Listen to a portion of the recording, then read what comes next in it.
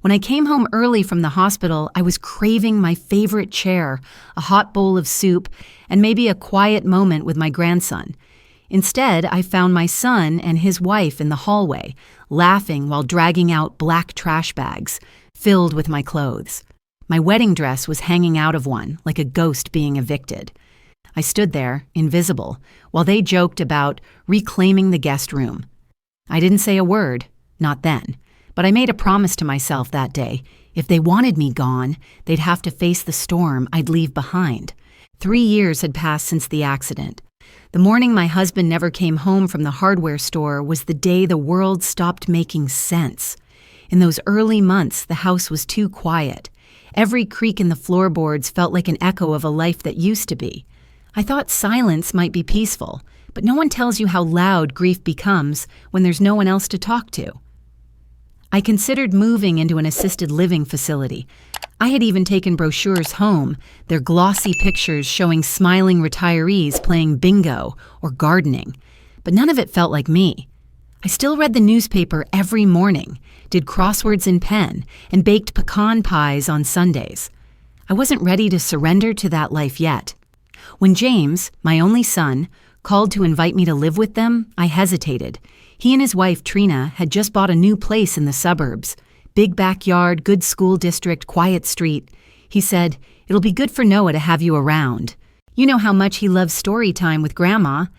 I wanted to believe it came from love, not obligation. So I packed my life into 5 boxes and moved into their guest room. At first, everything felt warm. Trina helped me decorate the room with lace curtains and a reading lamp. Noah, my 7-year-old grandson, ran into my arms every afternoon, begging me to read him just one more chapter. We baked cookies together every Friday, and he called our tradition Grandma's Sweet Fridays. On Sundays, I sat next to Trina in church. She held my hand during hymns, and I allowed myself to think, maybe this is my second chance. Those first few months, I kept thinking how lucky I was.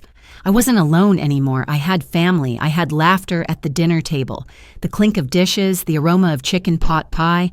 The house wasn't mine, but it felt like home. Then things started to shift. So subtly at first that I convinced myself I was imagining it. One morning, I was preparing breakfast for Noah before school, like I always did. Trina walked into the kitchen and smiled, but it didn't reach her eyes. "Oh, Mom, you don't have to do that. You should relax. I already ordered groceries and meal prepped for the week." I paused. I loved making breakfast. It gave me purpose, a way to give love without words.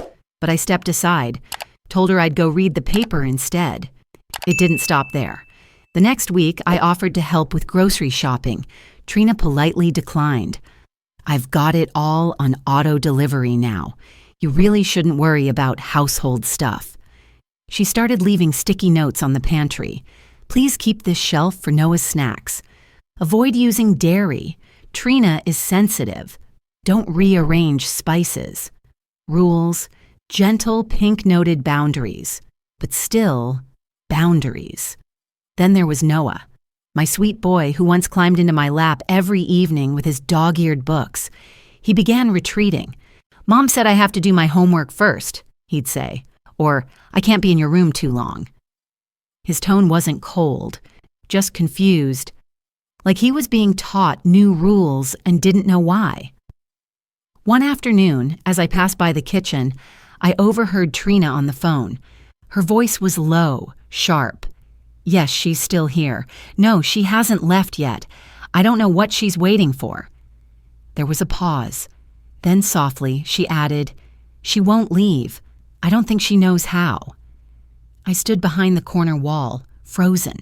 The words weren't cruel, but they were loaded with annoyance, with frustration, maybe even contempt. It was the first time I realized that perhaps my presence wasn't a blessing here. Maybe it was something to be managed. I tried to brush it off. Maybe she was talking about someone else. Maybe it was just a bad day. But once you hear something like that, it settles into your bones.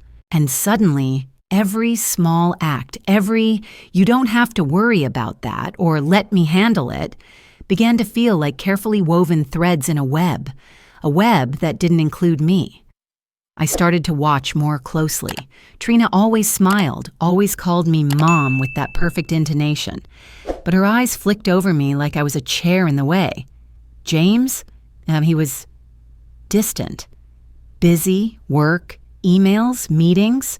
And when I mentioned what I'd overheard, he rubbed his forehead and said, "You're reading too much into things. Trina's under stress." So I stopped mentioning. I stopped asking. But I started writing. Every day, a few lines in my notebook. Nothing dramatic, just details. Tiny moments. Because something told me a storm was coming. And this time, I wouldn't be caught unprepared. It happened on a Tuesday. I was in the middle of folding laundry. Noah's little socks always made me smile.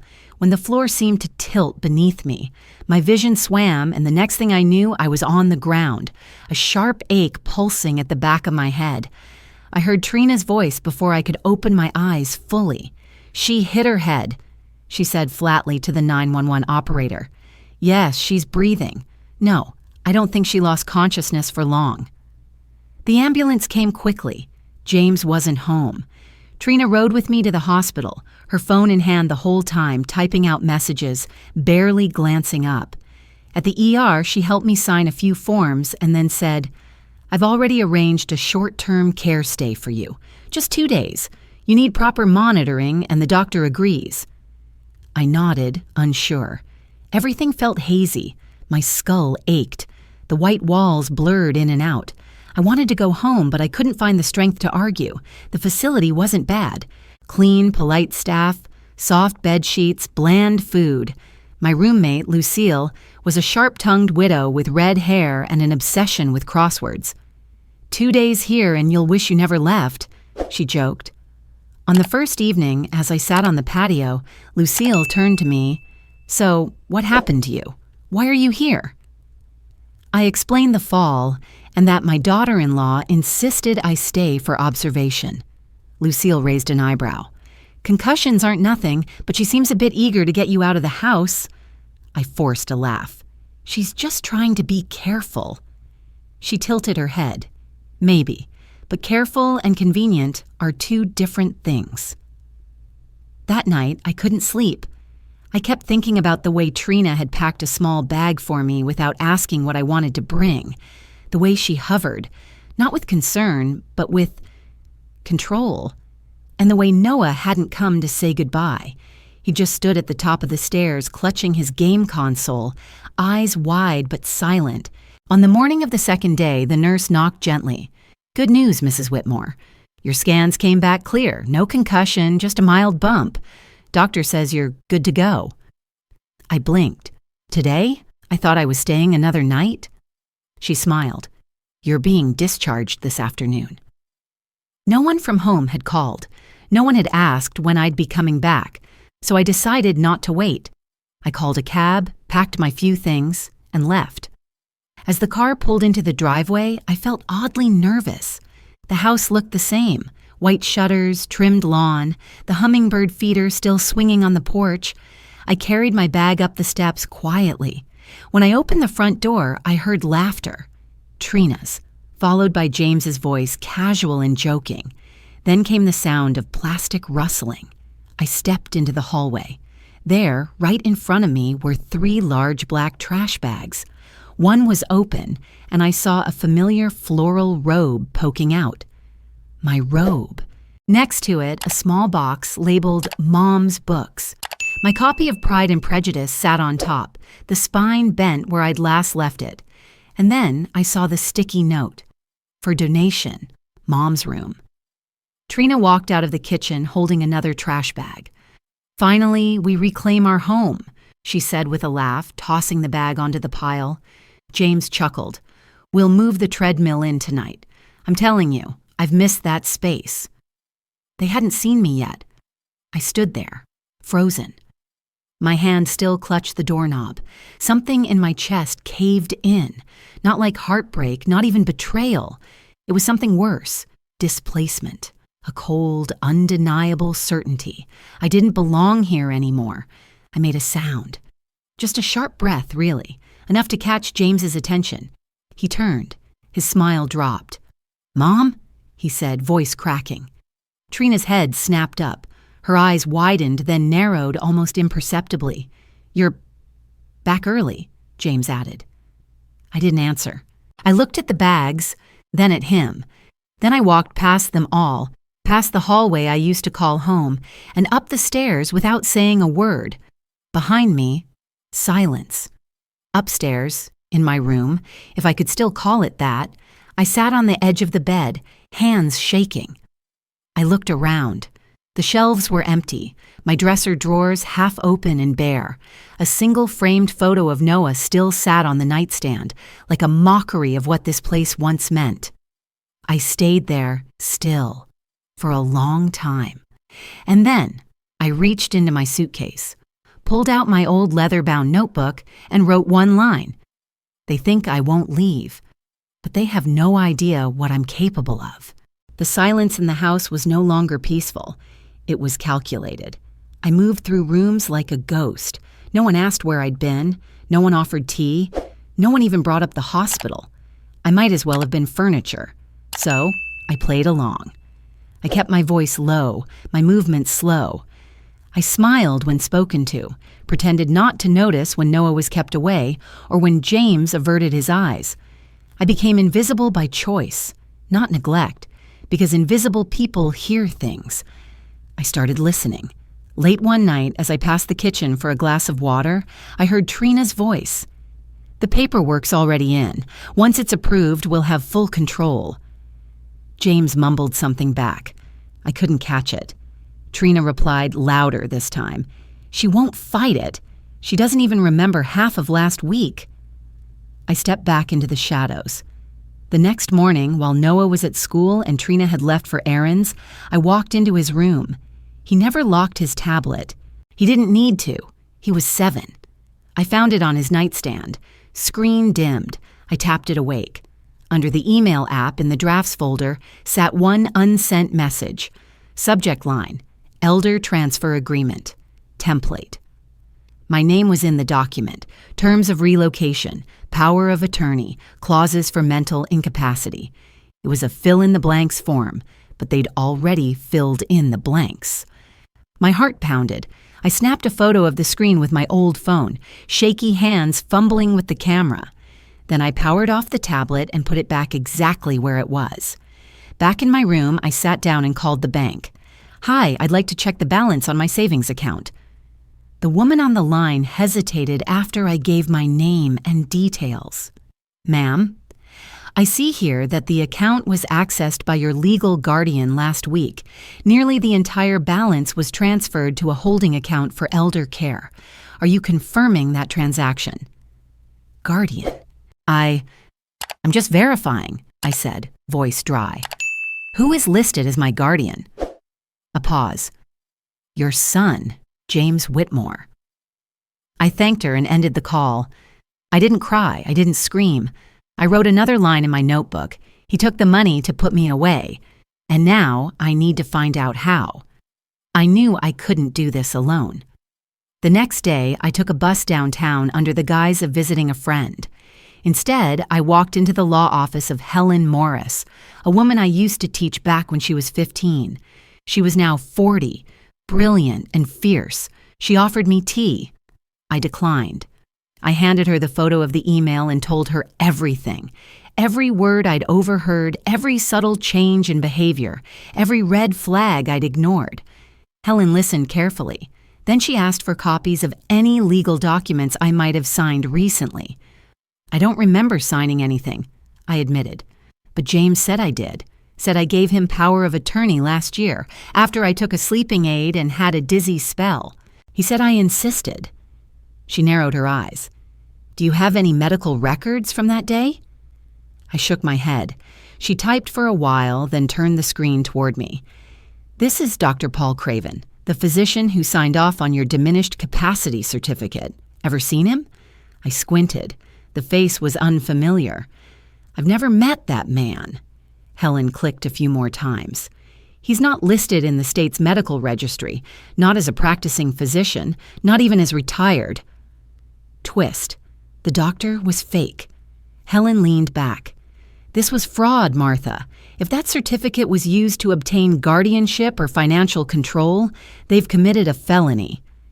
The room tilted again, not from dizziness this time, but from shock. All this time I'd been doubting myself. I'd replayed conversations in my head, wondering if I had forgotten, if maybe I was slipping.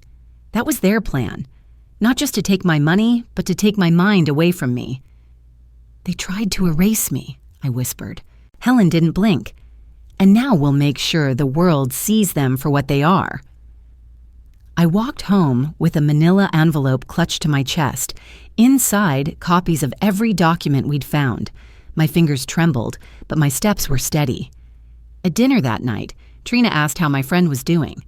"She's doing fine," I said. "Better than expected." And I smiled, because the real healing had just begun. The envelope Helen gave me wasn't just paper, it was a weapon. But I needed more. A truth this dark deserved full daylight, not just legal ink and signatures. I contacted a private investigator. His name was Colin Shaw, retired police, quiet, discreet, sharp eyes like he'd seen too much and remembered it all. "This isn't just about elder abuse," I told him. "It's deeper." He nodded. "Let's start with your daughter-in-law." In less than 2 weeks, Colin returned with a file thick enough to stop a bullet. Trina had a history. 10 years ago, she filed a lawsuit against her own mother over an apartment deed in Florida, claimed her mother had dementia, and forced a guardianship through a questionable physician's note. The case had been dismissed when her mother proved fully competent, with recorded conversations and an independent psychological evaluation. "Same pattern," Colin said. "She knows how to make someone doubt their mind and knows how to use the law to make it stick." I felt sick, but that wasn't all. Colin slid another photo across the table.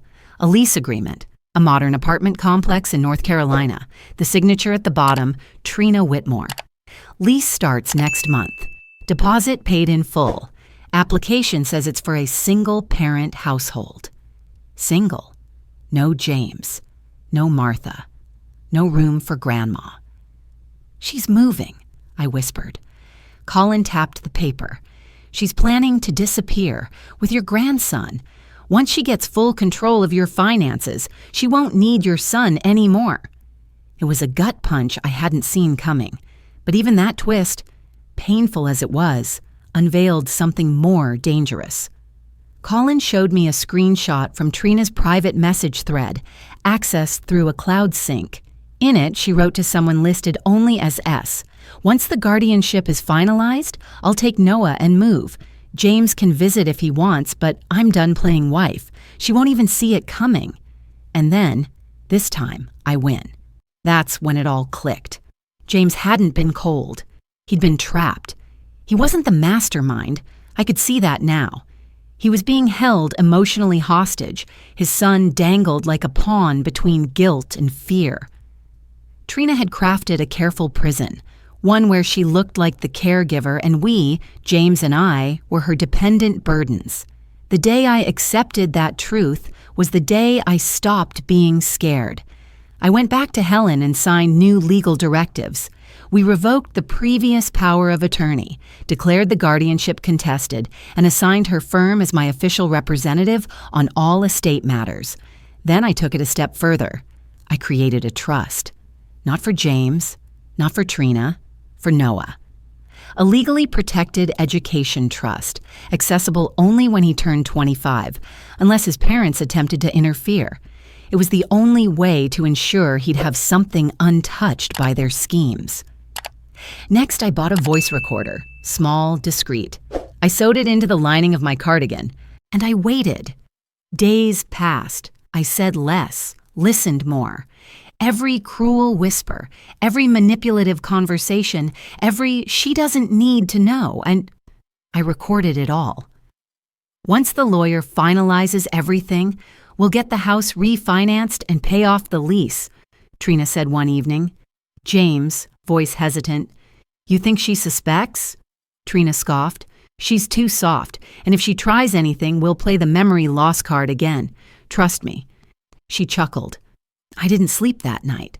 Not from fear. No, that emotion had left me. I was calm, focused.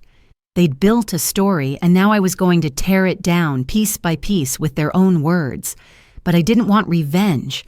I wanted revelation, the kind that couldn't be twisted, denied, or buried. So I planned something bigger. A dinner. Family only. But I'd invite James's aunt, his godfather, and one of Trina's former co-workers, people who believed in them, people who wouldn't be able to unsee the truth once it was laid bare. I didn't tell anyone yet, but every night as I replayed the recordings and reviewed the documents, I wrote down the words I would say, not with anger, but with absolute unwavering certainty. Because the woman they thought was weak, she was about to become their reckoning. The invitations went out 2 weeks in advance. Simple cards, handwritten, no frills. Dinner at our home to celebrate a new chapter. Family only. I signed it. With love, Martha. Trina was elated. "I'm so glad you're finally seeing reason," she said, kissing my cheek in passing. "It'll be nice for everyone to have some closure."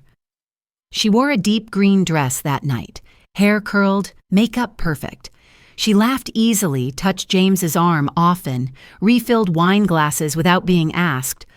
Picture-perfect hostess. James wore his old college sweater, the one I gave him years ago. I almost didn't recognize him. I, on the other hand, wore gray, soft cardigan, no makeup, a shawl over my shoulders. I moved slowly, slightly hunched, the perfect image of a fading matriarch ready to retreat. The guests arrived one by one, James's godfather, his Aunt Marion, Trina's cousin from out of town. Noah peeked from behind the stairs, unsure, sensing something in the air. We ate roasted chicken, mashed potatoes, and steamed green beans. The conversation was light, full of polite nods and curated memories. I barely spoke. Then came dessert, apple pie, my recipe. I stood, glass in hand. "I'd like to say a few words," I said, my voice even. Everyone quieted. "Thank you for being here tonight. I know this dinner came unexpectedly, but I've been reflecting on the idea of family and truth." I nodded toward the TV mounted on the wall. Trina looked confused. James straightened. "I've prepared a short video, just a few clips. I'd appreciate if you all watched." I pressed play. First came the audio recording. Trina's voice, unmistakable. "Once the guardianship is finalized, we'll move. James can visit if he wants, but I'm done playing wife. She won't even see it coming." The room froze. Another clip played. "We'll drain the scholarship fund before she realizes. It's not like the kid needs college money at 7. Gasps. Chairs creaked. James's godfather stood halfway up, then slowly sat down.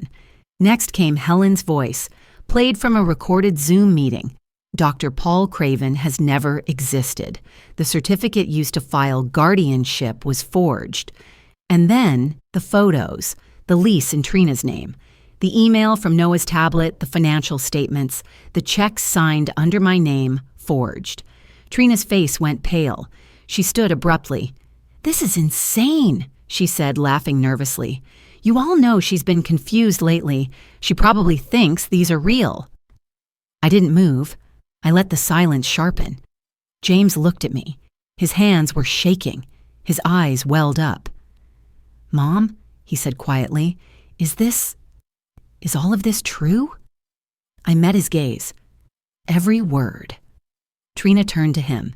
"You're not seriously buying this?" He didn't answer, so she turned to the rest. "She's just mad because we tried to help, that's all. She's twisting everything." I stepped forward. "You tried to help yourself, Trina, and you used my son, my grandson, my trust, to do it." She scoffed. "You're senile." I reached into the side table drawer and pulled out a sealed envelope. "Filed this morning," I said. "With the court, revocation of guardianship, nullification of power of attorney, confirmation of mental capacity from 3 independent physicians, and a civil suit for financial abuse." She froze. James sat back, covering his mouth. "Wait," Trina said, voice rising. "You're suing me?" "No," I said. "The state is." She rushed toward me, eyes wild. "You can't do this." James stood and stepped between us. "Trina, "Stop." She turned to him. "You're going to defend her now?" He looked at me, really looked, for the first time in months. "I should have done it a long time ago," he turned back to her, voice shaking. "You manipulated me. You made me think I was protecting her, but I was just protecting you." Tears streamed down his face. "Mom?" he said again. This time, it wasn't a question. It was a prayer. I didn't cry. I walked to the center of the room. I'm not a guest in this house. I built it. I paid for it. I gave up my name on the deed so my family could feel safe. And I was repaid with lies. I looked at them both. I won't live here anymore. But this house won't be yours either. I placed a document on the table.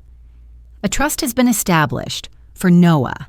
This home and every asset attached to it belongs to him. You'll stay as long as the court allows, and not a day longer.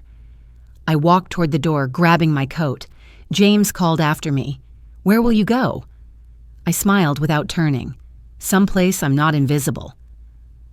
As I stepped into the night, I felt nothing but the cool air on my skin. Not anger, not sadness, freedom. 1 year later, I live in a small apartment on the 3rd floor of a retirement community, nestled among sycamore trees and blooming lilacs. The hallway smells faintly of cinnamon rolls and eucalyptus. It's quiet here, not because life has ended, but because everyone has learned the value of peace. My mornings start early. I walk the garden paths with Ruth, a former nurse with a sarcastic sense of humor. We talk about politics, grandchildren, books, and how the world never gets less strange. Every Tuesday and Thursday, I volunteer at the local literacy center, helping adults and immigrants learn to read. Some of them are my age, some younger, but they all come with the same hunger for a voice. And I know a thing or two about having your voice taken from you. The community calls me Miss Martha with affection. The staff treats me with respect. No one locks my cabinet or dictates what shelf I can use. I keep a picture of Noah by my bedside, right next to the bronze plaque the center gave me for outstanding contribution to empowerment through literacy. Sometimes when I sit on my balcony in the golden dusk, I think about the house I left behind, but I never regret walking away. James finalized the divorce 6 months ago. He moved into a smaller apartment closer to his office. I hear he sees Noah on weekends and is trying to rebuild what he lost. He's written me 6 letters. The first was defensive. The second, angry. The third, confused. By the 4th, he was apologizing. The 5th came with a photo of him and Noah planting a tree together. The 6th I haven't opened yet. I did reply once, though. A simple, handwritten card. "I forgive you, James, but I'm not coming back." Forgiveness doesn't mean forgetting. It means freeing myself. Take care of your son. He deserves the best of you. I never heard back after that, but sometimes silence is also an answer. Oh, one afternoon last spring, I received a letter in uneven handwriting. I recognized the shaky curve of the M immediately. "Dear Grandma, I miss your cookies. I miss the way you read to me. Mommy says you went away because you were sick. But I know that's not true. I heard you on the TV in Dad's room. You were brave. You're the light in my heart. I want to be like you when I grow up. Love, Noah." I cried for a long time after reading it. Then I folded it neatly and placed it in a wooden box labeled "Things Worth Remembering." Inside that same box is one more item, a legal document sealed and notarized. The house they once tried to take from me now legally belongs to Noah. It will stay in a trust until he's 25, with one clause added in bold ink. The property is to be used solely for the benefit of Noah Whitmore. It may not, under any circumstances, be occupied or controlled by either biological parent. I don't want revenge. I want legacy. Let them live elsewhere. Let them earn something of their own. Let Noah grow up with the knowledge that someone in this family believed in protecting innocence, not exploiting it. And let my story be more than just mine. It began to spread online 6 months ago. A young woman who volunteered at the Literacy Center asked if she could record my story for her podcast. I agreed, hesitantly, using only my first name. I never expected what happened next. Thousands of downloads, comments from women across the country, messages like, "My mother went through this." I thought I was crazy. Thank you for showing me I wasn't. I played this for my daughter. We cried together. Even a group of law students reached out, wanting to use my case as part of a seminar on elder abuse and family financial manipulation. And so, the story grew beyond my small world. What I endured, the betrayal, the gaslighting, the isolation, it became a map for others. But what I gained, the strength to walk away, the courage to speak, the dignity to start again, that became the compass. I am not a victim. I am a witness. I am a woman who survived and chose joy anyway. In the final recording of the podcast, I was asked what I'd learned. I took a breath and said, "You don't have to raise your voice to be powerful. You don't have to win the argument to win your life back. Sometimes the strongest thing you can do is leave." And at the very end, as the music faded, I left them with one last thought. We don't live just to be allowed to stay. We live to be respected. That line has since been quoted in books, tweets, even painted across murals in senior centers. But I didn't write it for fame. I wrote it for the next Martha who's told she's too old, too fragile, too dependent. I wrote it for the woman who sits alone at a family table, unheard. And I wrote it for the little boy who once sat on my lap and asked, "Grandma, why do bad people sometimes smile?" I hope one day he reads my letters, all of them. And I hope he smiles, not because he's won something, but because he's learned that dignity is never something you ask for. It's something you walk toward, even if you have to walk alone.